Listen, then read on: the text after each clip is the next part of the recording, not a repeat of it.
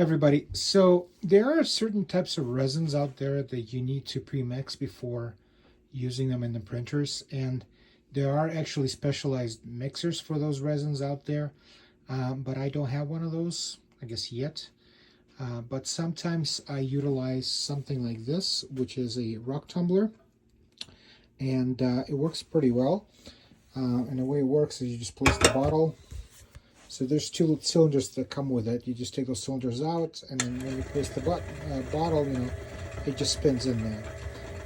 Now it will work with most bottles that are pretty big in diameter.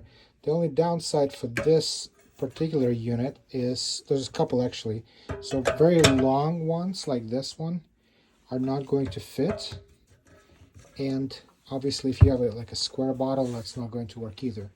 And if the bottle is also kind of small, it might just spin and it won't work very well. I've done, like on bottles like this, I've put rubber bands on them to make it spin a little bit easier. Now, I follow this dentist, his name is Baron Goddard, and on his website, he's got a link to one of these, which is a wine cooler and mixer. And I actually picked this one up used from my local Craigslist for about 10 bucks. It costs brand new about 100 bucks on Amazon. And this thing here, it's from Harbor Freight. It costs, I think, between 70 and 100, depending where you buy it. So the speed on this one is pretty, it's not very fast, as I showed you, right? When you turn it on, it doesn't spin very quickly. What I like about this particular design, these little tabs, if you put them forward, you can put little bumpers on them if you want to, so it doesn't mess up your bottle, because I'm a little worried sometimes when it's rubbing on things to where maybe you can put a hole through the bottle and create a big mess. So you can put like a piece of silicone right here. So it's pretty quiet, and it works, but it is a little bit slow. Now, this one I just picked up, and the way it works, actually, it's a cooler and a mixer. So you put like ice and water in there, and it just kind of circulates over the bottle and cools it. So we're not using that feature, we're only using the feature that is spinning. So the downside for this unit, there's actually a couple that I found. There's also some upsides as well. So the width of it is pretty limited. So if you have a bigger bottle, for example, something that's a little bit wider in diameter, like something like this, even if it was shorter, it would just get too stuck right here and it wouldn't spin.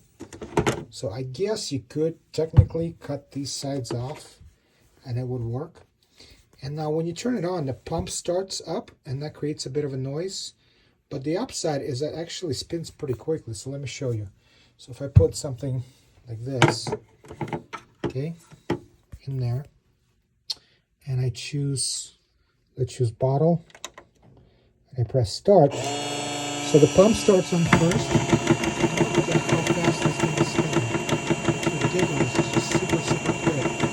So the downside, I'll just stop that. The downside is obviously the noise, and I'm a little worried with that kind of speed is that it's going to be rubbing on things a little bit, and it might kind of damage your bottle. You might want to put some kind of bumper here so it's not cutting this plastic too much.